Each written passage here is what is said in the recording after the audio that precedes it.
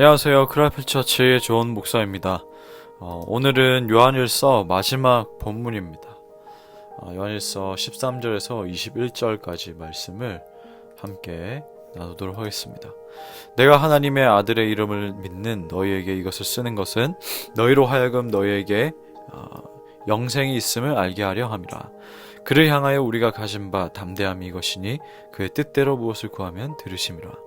우리가 무엇이든지 구하는 바를 들으시는 줄을 안즉 우리가 그에게 구한 그것을 얻은 줄을 또한 아느니라. 누구든지 형제가 사망에 이르지 아니하는 죄 범하는 것을 보거든 구하라. 그리하면 사망에 이르지 아니하는 범죄자들을 위하여 그에게 생명을 주시리라. 사망에 이르는 죄가 있으니 이에 관하여 나는 구하라 하지 않노라. 모든 불의가 죄로 돼 사망에 이르지 아니하는 죄도 있도다. 하나님께로부터 난 자는 다 범죄하지 아니하는 줄을 우리가 아노라. 하나님께로부터 나신 자가 그를 지키심에 악한 자가 그를 만지지도 못하느니라. 또 아는 것은 우리는 하나님께 속하고 온 세상은 악한 자 안에 처한 것이며, 또 아는 것은 하나님의 아들이 이르러 우리에게 지각을 주사 우리로 참된 자를 알게 하신 것과 또한 우리가 참된 자 곧 그의 아들 예수 그리스도 안에 있는 것이니 그는 참 하나님이시오 영생이시라. 자녀들아 너희 자신을 지켜 우상에게서 멀리하라. 아멘. 요한일서에서 일관적으로 말하는 내용대로 예수 그리스도에 대한 이 믿음을 소유한 자는 동시에 영생을 소유한 자입니다. 그런데 여기서 영생을 소유하다, 우리가 영생을 얻었고 영생 받은 자고 영생을 소유한 자다라고 했을 때 이 영생이라는 것은 생겼다가 혹은 잃어버렸다가 다시 찾고 이런 차원의 소유하다 개념이 아니고, 하나님께서 우리에게 주신 영생은 그 순간부터 변하지 않고 늘 소유하고 있다는 겁니다. 그래서 이 영생을 소유한 그리스도인의 특징적인 그 모습 중에 하나는 하나님 앞에서 바로 담대하다라는 거예요. 특히 이 영생을 소유한 자들은 기도할 때 담대합니다. 왜냐고요? 우리는 하나님의 자녀이기 때문이죠. 자녀는 부모에게 담대할 수밖에 없습니다. 요구한 대로 들어줘도 담대하고요. 들어주지 않아도 그냥 잠깐 실망하거나 그렇지 담대한 마음은 변함없습니다. 왜? 만약 요구한 대로 들어주지 않았다고 할지라도 그것이 지금 필요하지 않던지 과한 부분이든지 때가 아니든지 들어주지 않는 그것조차도 응답이기 때문입니다. 왜냐하면 내가 원하는 것을 받지 못한다 할지라도 이 부모의 뜻을 알게 되었잖아요. 왜 지금 이게 허락되질 않는지를. 부모의 마음과 뜻을 아는 것도 응답입니다. 그러니까 즉 우리가 어떤 요구하는 기도를 했어도 그것이 내가 생각하기에 긍정적인 결과에 부합하지 않았어도 하나님께서 인도하시는 바가 무언가 있구나, 이렇게 우리가 깨닫게 되는 것도 응답이라는 거죠. 하물며 오늘 본문에 나와 있는 것처럼 하나님의 뜻대로 하는 그 기도는 반드시 그분이 응답하십니다. 예수님께서 요한복음에서 이렇게 말씀하시죠. 그리스도의 이름으로, 누구든지 내 이름으로 구하는 자는, 기도한 자는 응답을 받는다라고 했는데, 여기서 그리스도의 이름으로 기도한다라는 것, 예수 그리스도의 이름으로 기도한다는 것은 예수 그리스도를 신뢰하고 그분의 뜻을 구하는 것이 바로 그리스도의 이름으로 기도하는 모습인 거예요.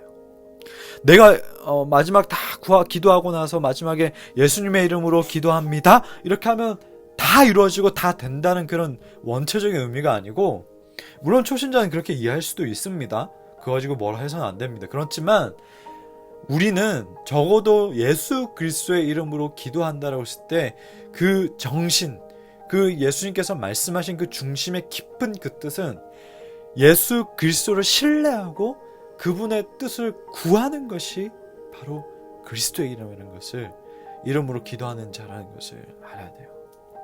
그래서 마태복음 6장 예수님이 가르치신 기도가 그렇지 않습니까? 하나님 나라를 구하고 그의 뜻이 이루어지기를 기도하라. 이것이 바로 예수 그리스도의 이름으로 기도하는 자입니다. 그래서 그 하나님께서 예수 그리스도의 이름으로 오늘 본문에 보니까 형제를 위해 기도하라 하십니다. 16절에 보면 누구든지 형제가 사망에 이르지 아니하는 죄 범하는 것을 보거든 구하라. 그리하면 사망에 이르지 아니하는 범죄자들을 위하여 그에게 생명을 주시리라. 이 사망에 이르는 죄가 있으니 이에 관하여 나는 구하라 하지 않노라. 여기서 사망에 이르지 않는 죄, 이 사망에 이르는 죄가 나오는데 이것에 대한 논쟁이 있습니다. 도대체 뭐가 사망에 이르지 않는 죄고 어떤 건 사망에 이르는 죄일까? 그런데 요지는 두 가지예요. 첫 번째는 누구든지 죄에서 자유할 수 없다. 즉 하나님의 자녀 그리스도인도 이 죄로부터 자유할 수 없다는 거예요. 그러니까 죄를 짓는 때가 있다는 거예요. 그리고 본문이 또 강조하는 바는 형제를 위해서 기도하는 것이 하나님의 뜻이다라는 거예요.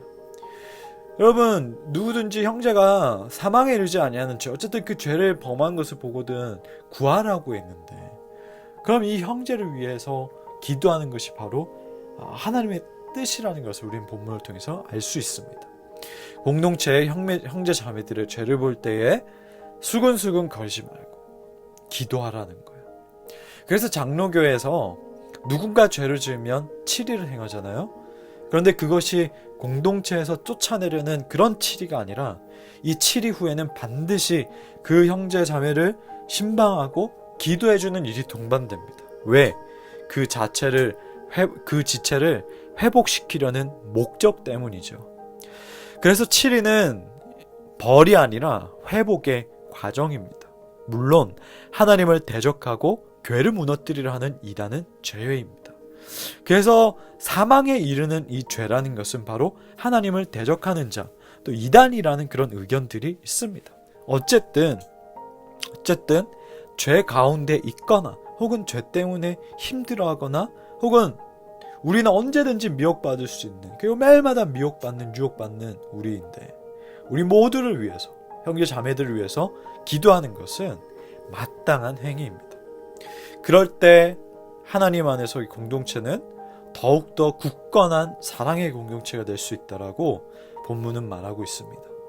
형제 자매가 지었을 때에 죄를 지었을 때에 하나님 앞에 바르게 서도록 기도하는 것이 너무나 필요하죠.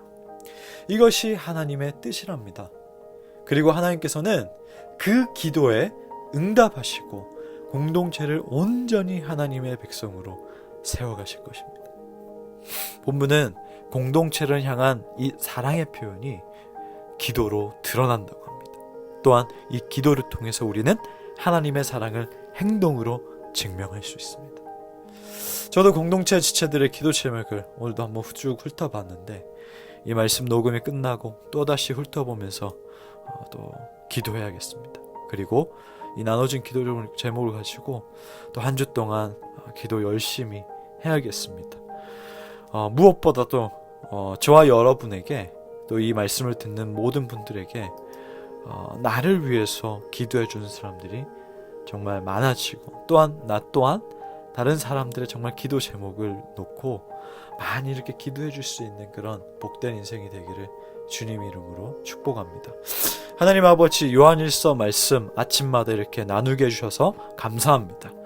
하나님 안에 거하라고 하셨고 우리는 하나님의 자녀라고 하셨고 빛 가운데 살라고 하셨고 또 기도하라고 하셨고 하나님의 자녀라면 자연스럽게 빛 가운데 있는 삶, 사랑하는 삶 산다라고 하셨습니다.